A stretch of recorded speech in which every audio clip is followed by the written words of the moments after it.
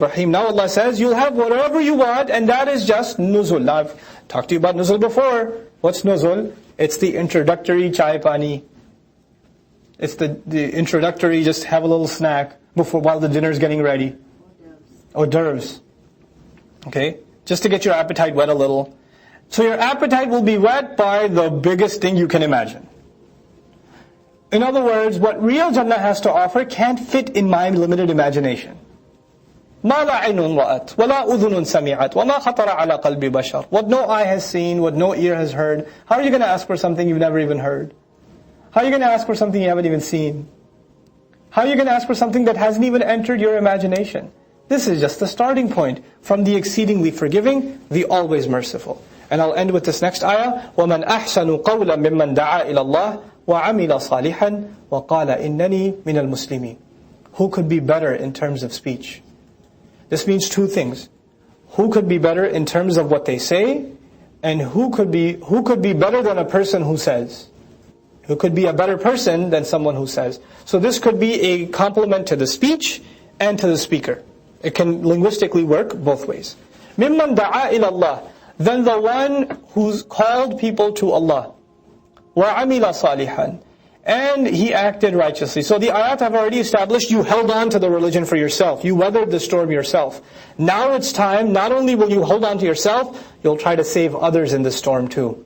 Others are drowning. You want to get them to stand up too. So he called people to Allah while acting righteously.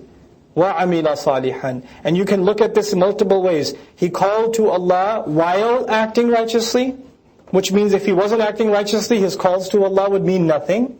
It's empty speech. It could also mean that this could be while bayaniya. He called to Allah by acting righteously. That is righteous act. He called to Allah, that is to say he acted righteously. His actions were the call to Allah. وَقَالَ إِنَّنِي مِنَ الْمُسْلِمِينَ. And he declared out loud, I am from those who submit. This incredible statement at the end of this ayah is both a statement of humility and statement of pride at the same time. A rare occasion in the Qur'an, that a statement could be a statement of pride and a statement of humility. As a statement of pride, I am proud to be Muslim. I'm from among the Muslims, I don't hide it. I declare it. And on top of that, I am from those who submit before Allah. Who am I? I'm just like you. I'm no one special. I'm giving you guys this talk, the mics are clipped to my clothes.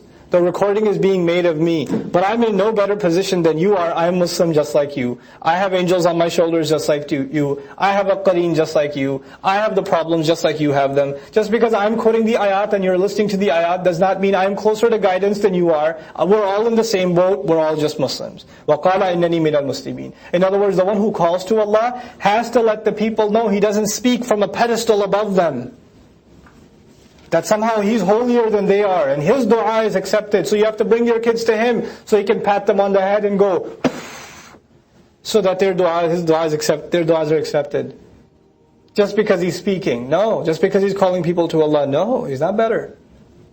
He's supposed to be able to say, I am absolutely just from among the Muslims. وَلَمْ يَقُلْ تَوَاضُعًا لَمْ يَقُلْ إِنَّنِي مِنَ الْمُؤْمِنِينَ لا يستطيع أن يقول هذا لنفسه لا تزكوا أنفسكم بل الله يزكي من يشاء. He doesn't even say, I am from among the true believers. He said, I'm from among the Muslims. Muslims is the starting point, isn't it?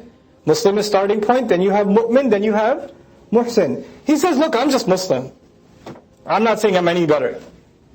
Just because I'm calling to Allah. This is actually a very powerful teaching in our deen. Because from the statement of pride, the perspective of it back then was pride, because the Quraysh were hammering down on the Muslims, and we had to stand up and say, no, we're Muslims. And who could be more proud than the one who gets the honor to call people to Allah? What a great honor we enjoy. But now, even within the Muslim community, this has to be, the other side of it has to be highlighted too, the side of humility.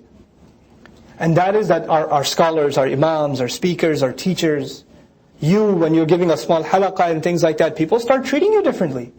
You'll notice that. आप दुआ करें जी हमारे लिए. You know, आपकी दुआ कबूल होगी. You know, and could you tell me a special dua? Can you do this or that or the other? You know, can you just talk to my child? This lady, I complain about this on YouTube videos. It happened last night again. Lady brought me her 17-year-old kid. Says, this used to be a very good boy, but he's very bad now. Can you talk to him? I'm like, sorry bro. First thing I tell him, sorry bro. You shouldn't put him on the spot like that. Well, what am I going to say to him? No, but you are on YouTube. Yeah, I'm just a Muslim. And you're his mother. Talk to him. This وَقَالَ إِنَّنِي مِنَ الْمُسْلِمِينَ. We cannot put people on an unnatural pedestal. It's very poisonous. You know what it does? Then we start having inhumane kinds of expectations, angelic kinds of expectations from them, expectations we don't have of ourselves. We say, this one, he's a speaker. He should be up here. And then when you spend a little bit of time with them, you realize they're extremely human, way more human maybe even than yourself.